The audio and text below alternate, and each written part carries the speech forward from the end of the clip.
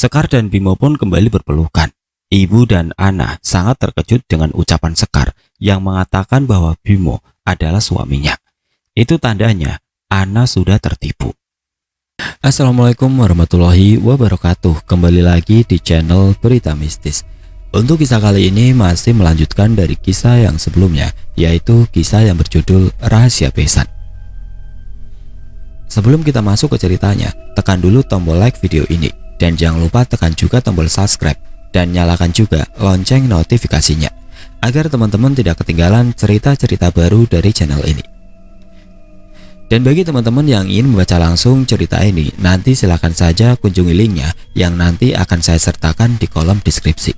Dan seperti apa untuk kelanjutan kisah ini? Langsung saja kita simak berikut ini.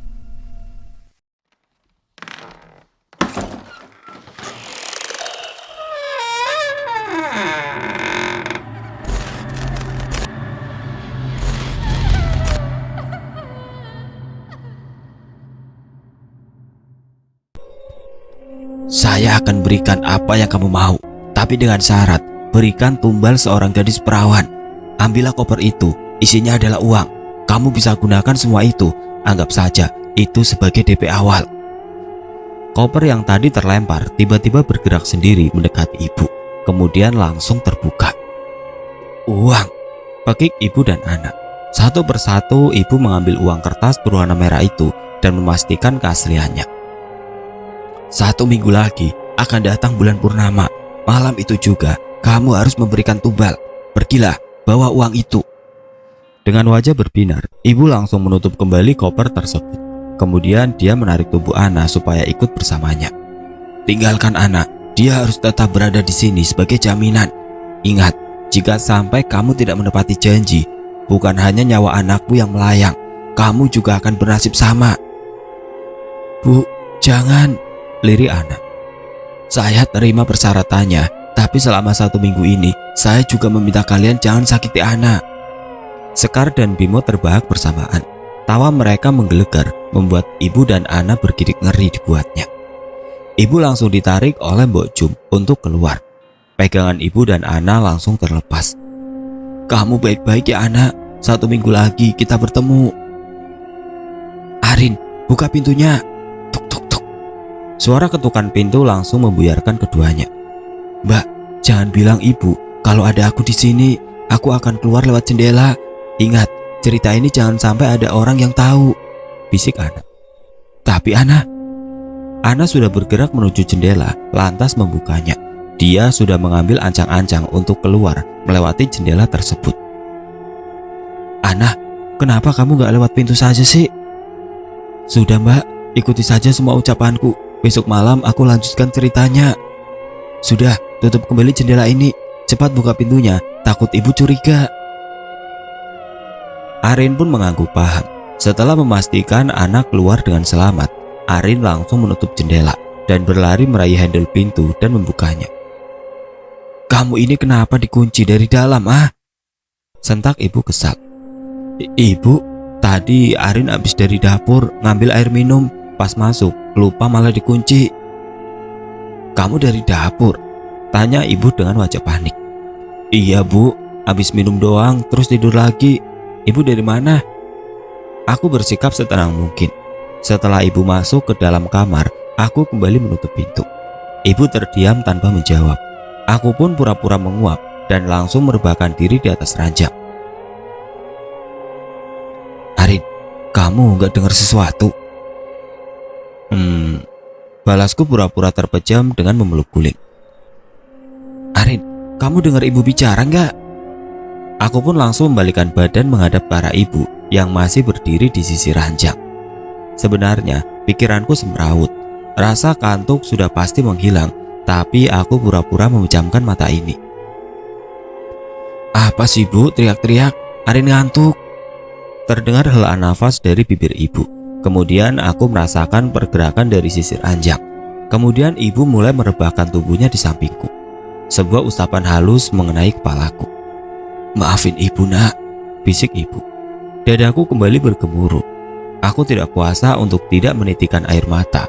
Masih tidak percaya bahwa ibu telah menjadikan aku tumbal. Aku pun segera membalikkan badan. Tangan ibu terasa melingkar di perutku. Ya, ibu memeluk tubuhku dari arah belakang. "Arin, ayo sarapan nak. Ibu sudah masak makanan kesukaanmu," ucap ibu pagi itu. Wangi masakan ibu langsung menguar ke hidungku. "Ibu masak soto ayam?" tanyaku sembari menghampiri ibu yang berdiri di ruang makan. Ibu masih sibuk menyiapkan hidangan ke atas meja. Tidak lupa aku pun ikut membantunya. "Wah, banyak banget. Ibu mau ngadain syukuran. Kok masaknya banyak banget? Mana enak-enak lagi." Aku mengendus wangian yang berasal dari masakan ibu. Di atas meja sudah tersaji soto ayam, balado kentang ati ampela, cah kangkung, ayam goreng, tempe goreng, dan masih banyak lagi sampai meja makan terisi penuh. "Kan lagi ada keluarga besan, kamu lupa ya?" Dadaku seakan diremat saat mengingat keberadaan keluarga Bu Sekar. Bahkan saat bangun tidur, aku merasakan kembali kehidupanku kembali normal. Adanya Bu Sekar itu tandanya bahaya tengah mengintai. "Ayo makan," ajak ibu. Ibu sudah duduk terlebih dahulu. "Loh, kemana yang lainnya? Gak diajak makan bareng, Bu?" "Mereka masih tidur, biarin saja. Ibu sungkan buat bangunin. Ayo duduk." Ibu sudah menaruh nasi ke atas piring lalu disodorkannya kepadaku. "Maaf Bu, Arin lagi puasa. Ibu makan sendiri aja ya." Wajah ibu langsung memberengut masam. Brak. Ibu memukul meja dengan sangat kesal. "Gak sopan kamu. Ibu sudah capek-capek masak." "Maaf Bu, kan makanannya bisa disisain buat aku bukan nanti sore." "Ibu masaknya juga sekarang, berarti harus dimakan sekarang." Kedua alisku langsung bertaut. Pasti ada sesuatu yang tidak beres. "Ya, aku lagi puasa bukan gak mau makan masakan ibu loh. Lagian ibu dari kemarin kenapa marah-marah terus sih? Aku sholat marah, sekarang aku puasa juga marah. Atau jangan-jangan ibu lagi bersekutu sama setan ya?" Ibu langsung terkesiap karena ucapanku. Tidak ingin terjadi perdebatan lebih panjang, aku memutuskan untuk keluar rumah. Getaran ponsel milik Bima menghentikan langkahku. Aku langsung membuka pesan dari nomor yang tidak dikenal. "Malam ini juga kamu harus pergi dari rumah itu, Bima." Gegas aku mengetik balasan dari Bima, namun sebelum terkirim, Bima sudah mengirim lagi pesan. "Bersiaplah, jam 4 sore aku jemput. Kita bertemu di pertigaan jalan sebelum memasuki rumah kamu." Entah mengapa hatiku menolak untuk menurutinya. Perasaanku berubah tidak enak. Aku pun langsung mematikan ponsel Bima. Kemudian mempercepat langkah sedikit berlari untuk segera sampai ke rumah si Mbah. "Assalamualaikum Mbah." "Mbah," ucapku sembari mengetuk pintu rumah yang sudah mulai usang. Tidak lama pintu pun terbuka. Nampaklah sosok yang sudah aku rindukan. Si Mbah berdiri di ambang pintu, hanya seperti biasa. Dia mengenakan baju daster yang sudah terdapat jahitan di beberapa bagian. Tidak lupa tongkat sebagai penyangga tubuhnya karena si Mbah sudah kesusahan untuk berjalan. "Arin," pekik si Mbah. Dia nampaknya terkejut dengan kehadiranku. Si Mbah melirik ke arah luar, kemudian baru menarik tubuhku agar masuk ke dalam. Aku membantu si Mbah berjalan dan kami pun akhirnya duduk di atas bangku yang terbuat dari bambu. Rumah si Mbah masih terlihat sama seperti terakhir kali aku mengunjunginya. Rumahnya masih beralas tanah. Hanya ada ranjang bambu yang mengisi ruangan depan. "Kamu selamat nak," ucap si Mbah sembari menyusuri wajahku dengan tangan keriputnya. Aku mengangguk. Tiba-tiba saja air mataku meluncur bebas. "Iya Mbah, Arin di sini." Aku pun menggenggam tangan si Mbah. Wanita tua yang sebenarnya hanya saudara dari mendiang nenekku yang sudah meninggal. Selama ini sudah aku anggap sebagai nenek sendiri. Kasih sayangnya selalu tercurah kepadaku dan Ana. "Tapi ibumu dan Ana," si Mbah kemudian terisak sembari menundukkan kepala. Tubuhnya bergetar hebat. "Si Mbah tahu?" tanyaku pelan. Dia pun mendongakkan kepala seraya mengangguk. "Mereka sudah buta karena harta. Bahkan mereka rela menukarkan kamu sebagai tumbal," geram si Mbah. Aku menghambur ke dalam pelukannya. Si Mbah mengusap pelan kepalaku. Aku pun larut dalam tangisan, menumpahkan segala sesak di dada ini. "Bagaimana Mbah? Bagaimana supaya mereka sadar dan berhenti? Sudah berkali-kali si Mbah mengingatkan, tapi mereka tidak memperdulikan. Bahkan si Mbah pernah diusir dari rumahnya. Aku kembali menghampur ke pelukan si Mbah. Ibu benar-benar sudah sangat berubah.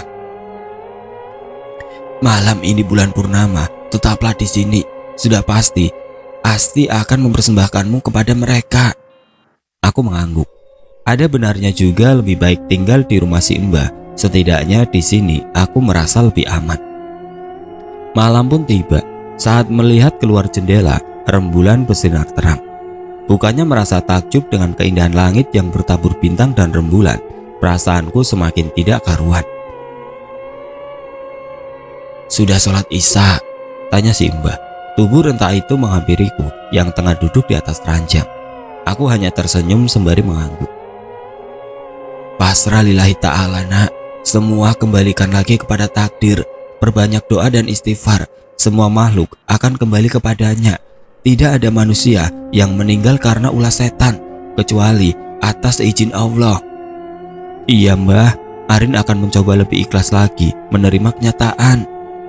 Ya sudah, kalau sudah sholat isya, mari kita tidur, si Mbah sudah ngantuk. Aku pun mengangguk dan mulai merebahkan tubuh ini tepat di samping si Mbah. Tidak lama terdengar denguran halus yang menandakan si Mbah sudah tertidur pulas. Mata ini terus terjaga. Suara lolongan anjing dari luar semakin menambah kengerian malam ini. Tasbih kecil tidak pernah lepas dalam genggaman. Perputaran waktu terasa sangat lama. Andai saja bisa memutar waktu lebih cepat, ingin rasanya segera mengakhiri malam ini. Tidak sabar menanti hari esok tiba. Arin, bangun! Arin, bangun! Aku menggeliat saat mendengar suara seseorang memanggil namaku. Tidak lama sebuah tepukan mengenai wajahku. Aku pun mengerjapkan mata. Ibu?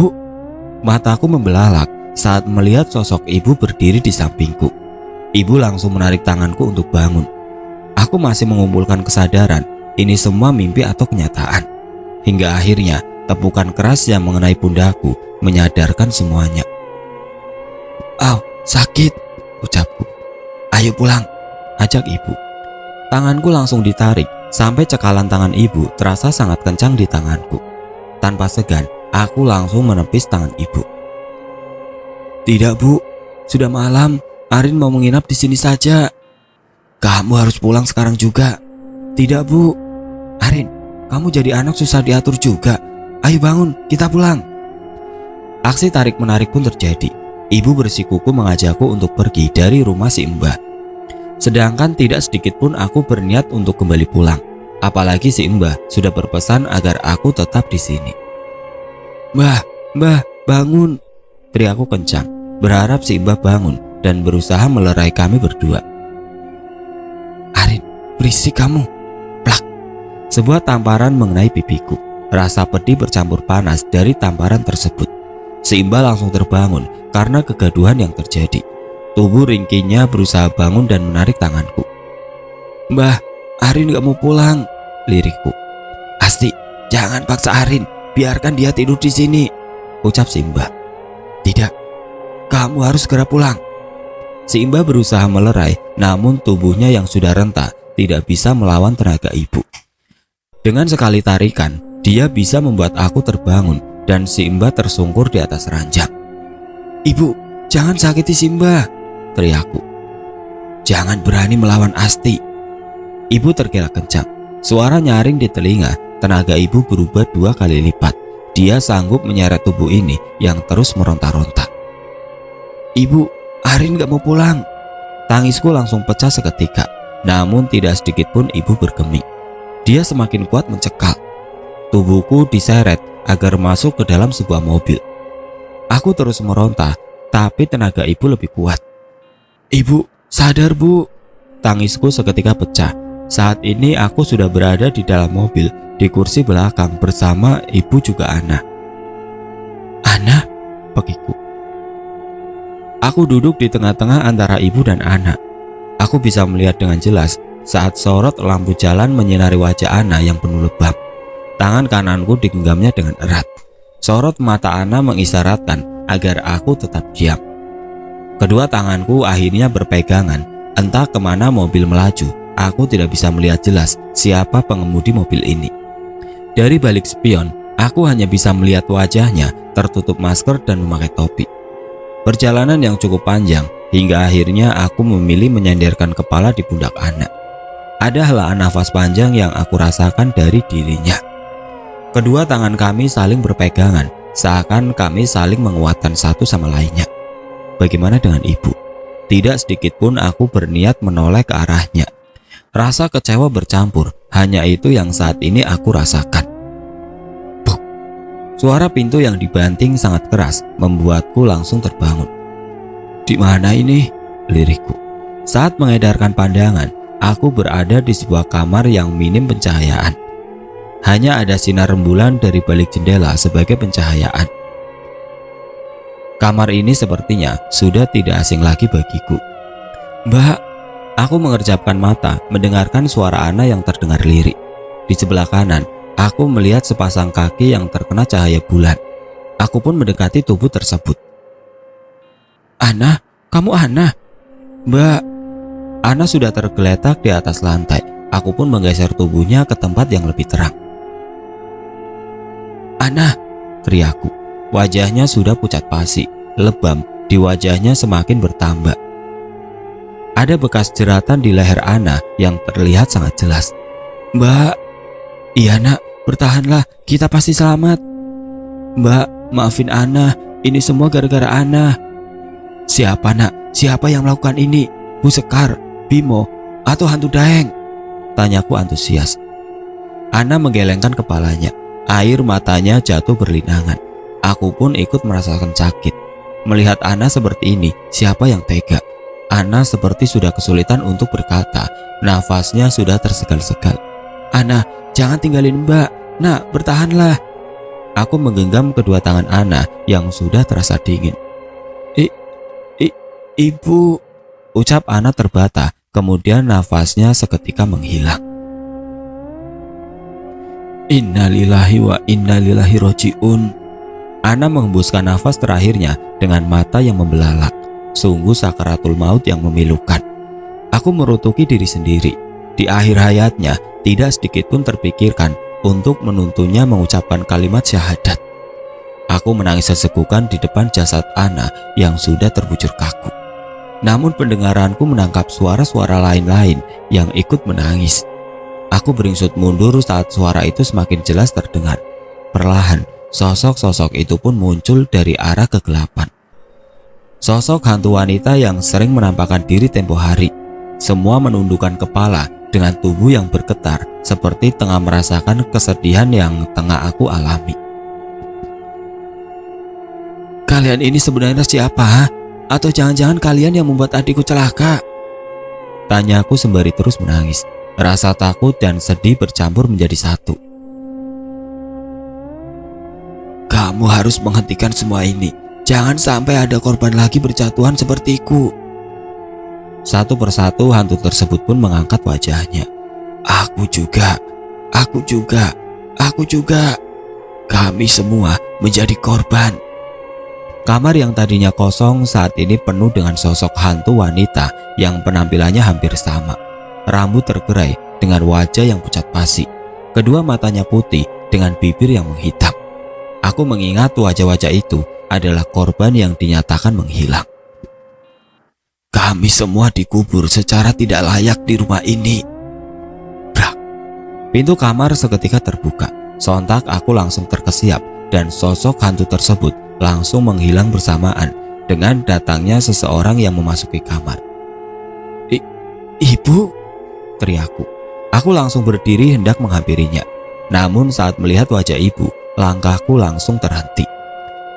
Kenapa Arin? Kemari sayang, sini peluk ibu.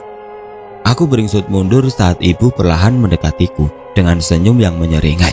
Ibu membawa seutas tali dan satu gaun putih yang tersampir di bahunya. Arin, ganti baju dulu yuk. Sayang, setelah ganti baju, kita pulang. Tawa ibu menggelegar. Ibu, sadar, teriakku. Bu, lihat Ana bu, Ana meninggal. Bukannya sedih mendengar kabar meninggalnya Ana, ibu malah tersenyum dengan wajah berbinar. Kedua mataku membelalak tidak percaya. "Ibu gila," teriakku. "Ya, ibu sudah gila karena kalian. Kalian berdua yang membuat ibu gila. Kalian pikir hidup serba kekurangan itu enak, ah? Kalian semakin hari semakin menjadi beban. Apalagi adikmu, Ana. Setiap hari dia hanya menjadikan ibu seperti sapi perah. Kerjaannya hanya makan, tidur, main HP. Ibu muak, ibu muak." "Astagfirullahaladzim, Bu. Kami berdua darah daging ibu. Kalau ibu merasa kesusahan, kenapa tidak bilang dari awal? Mungkin Arin bisa membantu lebih, bukan mengambil jalan seperti ini, Bu." "Ibu capek, ibu lelah hidup miskin. Hutang bapakmu yang tidak bisa habis, Arin. Ibu muak hidup miskin." Prok, prok, prok. Suara tepuk tangan mengalihkan perhatian kami berdua. "Sudah menyelesaikan dramanya?" tanya Bu Sekar. Dia datang dengan wajah yang sangat menyeramkan. Begitupun sosok laki-laki yang berada di belakangnya. "Asti, cepat selesaikan tugasmu. Ingat, nyawa Ana tidak cukup untuk memenuhi persyaratannya. Lakukan sekarang. Ritual malam purnama sebentar lagi harus dilaksanakan." "Baik, Bu Sekar," ucap ibu seraya tubuhnya semakin mendekatiku. "Bu, jangan, Bu, jangan." "Ingat, Asti, 1 miliar. Teriak Bu Sekar sembari tergelak. Ibu langsung menyunggingkan senyuman yang menyeringai, seperti elang yang hendak menerkam mangsanya. Begitulah tatapan ibu saat ini.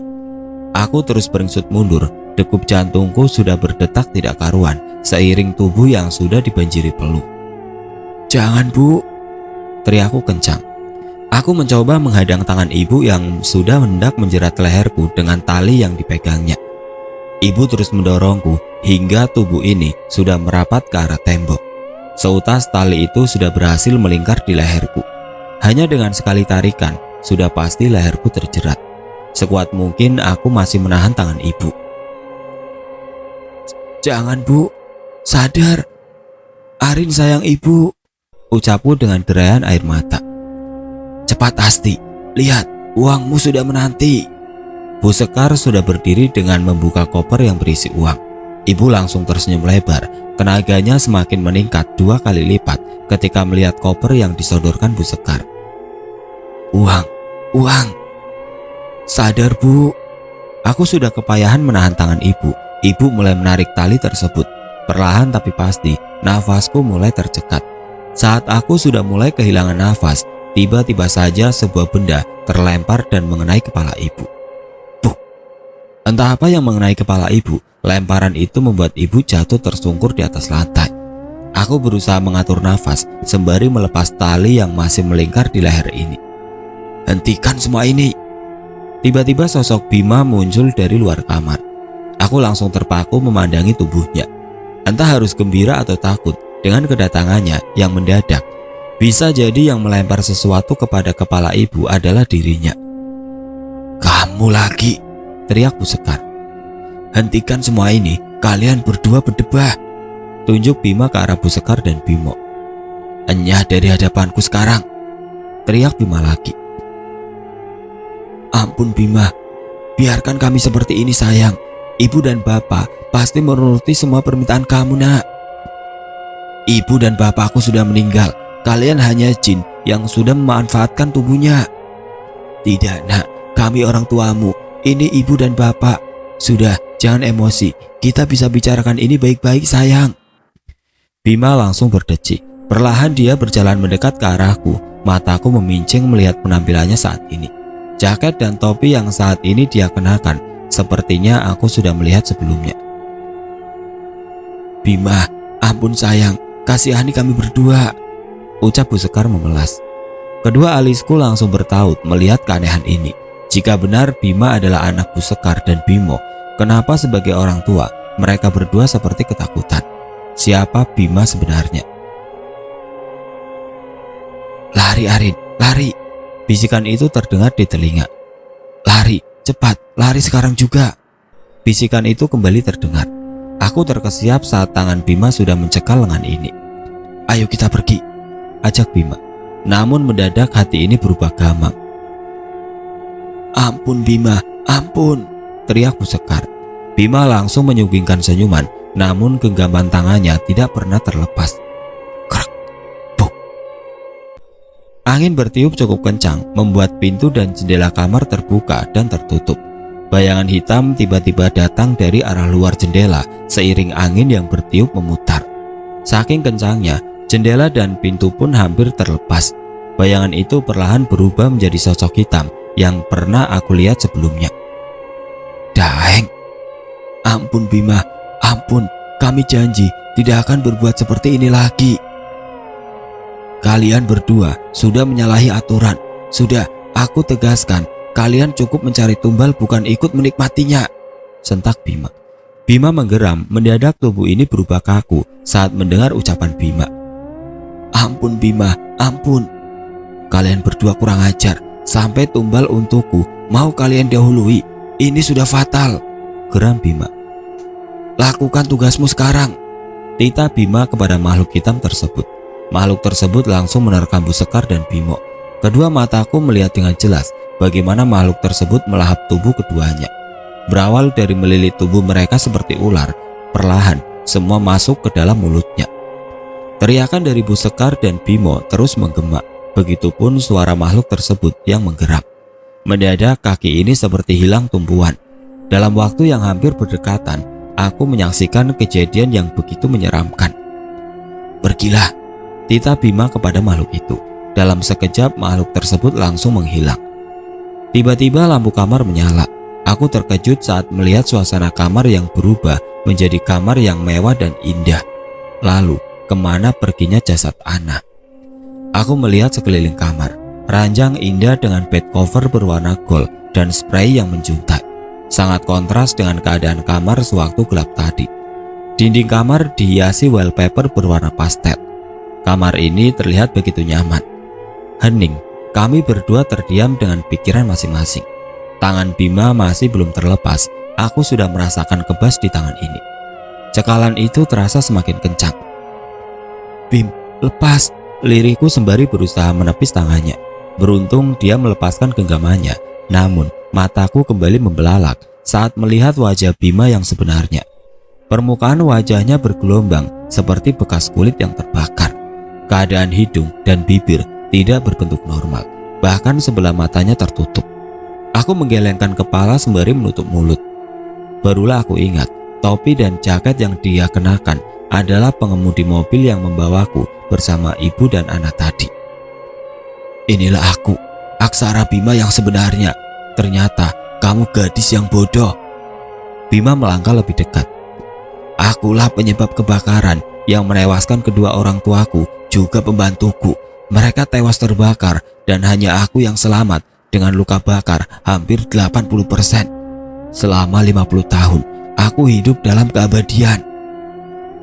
Jadi, semua ini adalah ulahmu, Ana juga ibu. Benar, semua sudah aku atur sedemikian rupa, dari perkenalan dengan adikmu hingga pernikahan dan semuanya. Kamu yang membunuh wanita-wanita itu, termasuk Ana.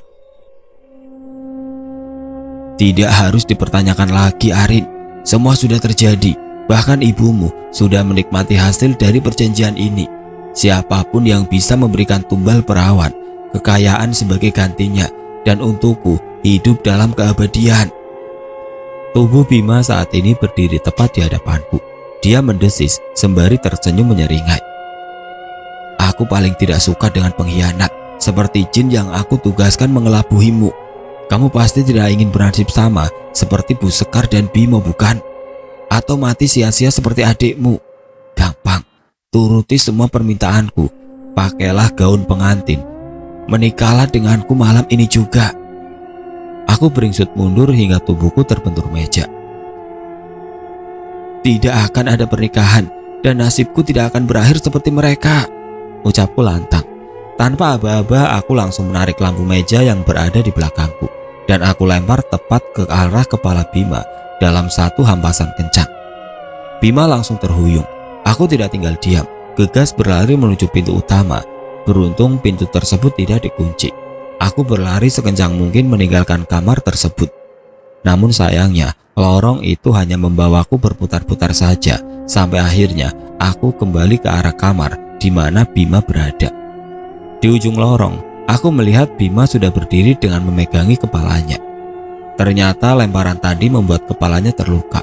Ada darah yang mengucur dari pelipisnya. Aku berbalik, kemudian berlari lagi, sampai tubuh ini terasa lelah. Saat aku terdiam untuk mengatur nafas, tiba-tiba Bima sudah berdiri di hadapanku. Capek. Tubuhku sangat lemas. Kedua kakiku serasa berubah seperti jeli hingga aku jatuh terjerembab. Sudahlah sayang, jadilah gadis penurut.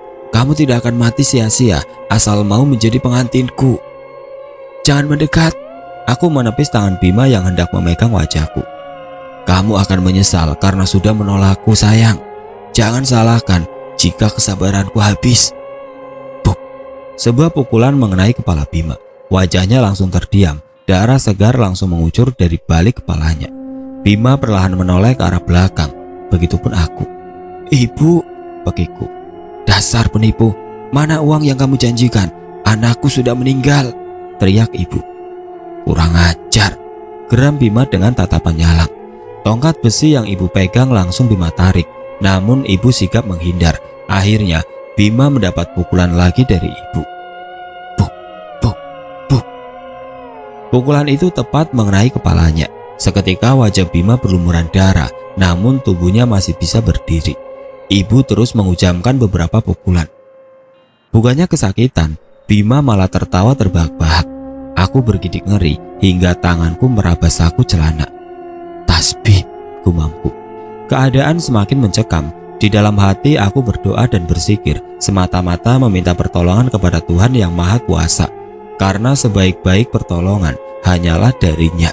Mataku terpejam, seiring telinga ini menangkap suara yang memanggil namaku. Arin, Arin. Suara itu semakin jelas terdengar dan tidak asing di telinga ini. Ibu sudah kepayahan, tenaganya sudah habis hingga dia jatuh terkulai. Hal ini menjadi kesempatan untuk Bima mendekat. Bima langsung menarik tongkat besi yang dari tadi digunakan untuk memukul kepalanya. Saat tongkat itu sudah terayun untuk memukul ibu, buru-buru aku berlari menghadang pukulan tersebut. Jangan, teriakku. Mataku terpejam, kedua tanganku berusaha untuk menghadang pukulan tersebut. Namun, hingga beberapa saat, pukulan itu tidak kunjung mengenai tubuhku. Angkat tangan, Anda sudah kami kepung. Suara tongkat terjatuh seiring tubuh Bima akhirnya jatuh terkulai. Beberapa aparat kepolisian berdatangan. Aku diam terpaku saat polisi tersebut menarik tubuh Bima dan dia diam tanpa perlawanan. Uangku, Arin, uang ibu di mana? Ibu berteriak histeris. Aku hendak menenangkan dirinya, namun ibu terus memberontak. Arin, Raya? Tiba-tiba Raya menghampiriku bersama dengan Bu Mayang. Aku masih terdiam dengan semua kejadian yang sudah menimpaku karena ibu semakin histeris, sementara beliau dilarikan ke rumah sakit. Sedangkan aku ditemani Raya dan Bu Mayang ikut ke kantor polisi untuk dimintai keterangan. Maaf Arin, sebenarnya kami berdua merupakan aparat kepolisian, ucap Bu Mayang. Saat ini aku berada di ruangan miliknya. Bu Mayang sudah memakai baju seragam lengkap dengan atribut kepolisian, juga Raya. Kasus ini sudah lama ditutup 10 tahun lalu, tapi 1 tahun ke belakang muncul kembali kasus yang sama dan akhirnya penyelidikan pun kembali dilakukan. Kali ini Raya yang berbicara. Suara tegas khas seorang polisi wanita terpancar dari dirinya. Aku dibuat kagum oleh keduanya, apalagi Raya. Selama mengenalnya, aku pikir dia hanya seorang gadis pecicilan. Aksara Bima saat ini sudah berumur 70 tahun, ucap Raya. Apa? 70 tahun? Pakiku tidak percaya. Yang jelas, dia sudah melakukan pembunuhan berantai. Korban-korbannya kebanyakan gadis belia. Ada kabar bahwa dirinya memiliki sebuah sekte aliran sesat. Namun hal tersebut terbantahkan karena kenyataan sebenarnya dia adalah seorang psikopat. Dia mengalami gangguan kejiwaan. Hal ini terjadi karena kecelakaan. yang menimpa dirinya semasa kecil yang menewaskan kedua orang tuanya beserta seorang pembantu. Aksa kecil selamat, tapi tubuhnya mengalami luka bakar hampir 80%. Selama hampir 1 tahun, dia menjalani perawatan di rumah sakit, berbekal asuransi yang dimiliki kedua orang tuanya. Namun perawatan tersebut terhenti karena biaya yang harus dikeluarkan tidak sedikit. Saat itu dia dipindahkan ke sebuah panti asuhan karena sanak saudara dari mendiang orang tuanya tidak satu pun yang mau mengurusnya. Sampai dirinya beranjak remaja, Aksa tinggal di panti asuhan tersebut. Semakin besar, Aksa tumbuh menjadi anak pendiam. Dia sering mendapat bullying, bahkan kerap mengalami kekerasan fisik maupun verbal dari teman sebayanya karena wajah Aksa menyeramkan akibat luka bakar. Dari situlah semuanya berawal. Aksa kabur dari panti asuhan dan dinyatakan menghilang. Aku membuang nafas kasar saat mendengarkan penuturan dari Bu Mayang. Semua ini terjadi di luar nalar. Apalagi Bima yang aku kenal saat itu berumuran sebaya denganku, sedangkan Bu Sekar dan Bimo sebenarnya hanya jelmaan jin. Kemungkinan bahwa Bima melakukan pesugihan mungkin itu benar. Memang semua itu tidak masuk akal, karena Bima yang sering melakukan terapi adalah Bima versi muda dan tampan, sedangkan aslinya dia sudah kakek-kakek. Tutur Raya. Aku pun ikut mengangguk karena pada kenyataannya memang seperti itu. Lalu kenapa kalian bisa menolongku, Rai? Ana, adikmu yang membuat laporan bahwa ada tindakan penyekapan dan penganiayaan. Dia yang menghubungi kepolisian, tapi sayangnya dia tidak memberitahu keberadaannya saat itu. Kami hanya menangkap dari sinyal GPS dari ponsel yang dia pakai untuk menghubungi kami. Untuk itu kami datang terlambat. Lalu, ada apa? Bu Mayang dan Raya saling bersitatap. Mereka berdua terlihat ingin menyampaikan sesuatu. Dengan berat hati, kami harus menyampaikan bahwa Bu Asti menjadi pelaku pembunuhan anak. Karena dari sidik jari yang kami temukan di tubuh korban, itu semua menjurus kepada Bu Asti. Ibu, lirikku. Sabar ya Rin. Raya menepuk pelan pundakku. Di mana ibu sekarang? Bu Asti tidak ditahan. Saat ini beliau kami rujuk ke rumah sakit jiwa. Sepertinya kejiwaannya sudah terguncang. Mataku mengembun saat mengetahui kabar dari ibu. Dalam waktu yang bersamaan, aku harus mendapati kenyataan memilukan. Kepergian Ana, juga keadaan ibu. Aku menyeka air mata. Apa ada lagi yang perlu dijelaskan? Tanyaku lagi. Saya kira semua sudah cukup, Arin. Sekali lagi terima kasih atas kerjasamanya. Laporan kamu tentang semua kasus ini tentunya sangat membantu kami. Oh ya, ada satu lagi. Korban dari Bima semua terkubur di rumah itu. Di mana tepatnya aku nggak tahu. Tapi tolong diupayakan pencarian jasad korban. Baik Arin, laporan kami terima. Raya, tolong kerahkan petugas menuju lokasi kemarin. Laksanakan. Hari ini tepat 1 bulan kepergian Ana. Aku dan si Imba tengah bersiara. Aku elus pelan batu nisan milik Ana. Semilir angin sore bertiup menerpa ranting pepohonan. Guguran daun kering berjatuhan tepat di atas pusara Ana. Sudah sore, ayo kita pulang nak, ajak si Imba. Selesai memanjatkan doa, kami pun bergegas meninggalkan pemakaman. Namun sebelum benar-benar pergi, pendengaranku menangkap suara-suara. Terima kasih Arin.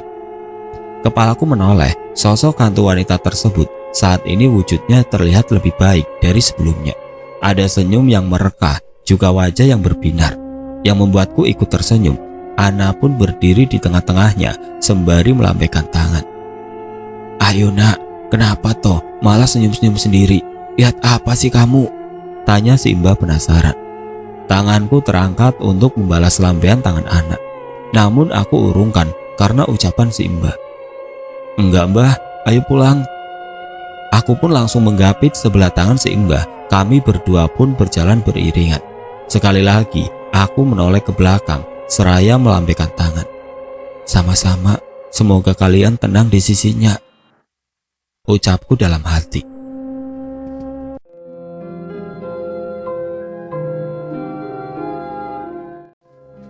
Oke teman-teman, sekian untuk cerita kali ini.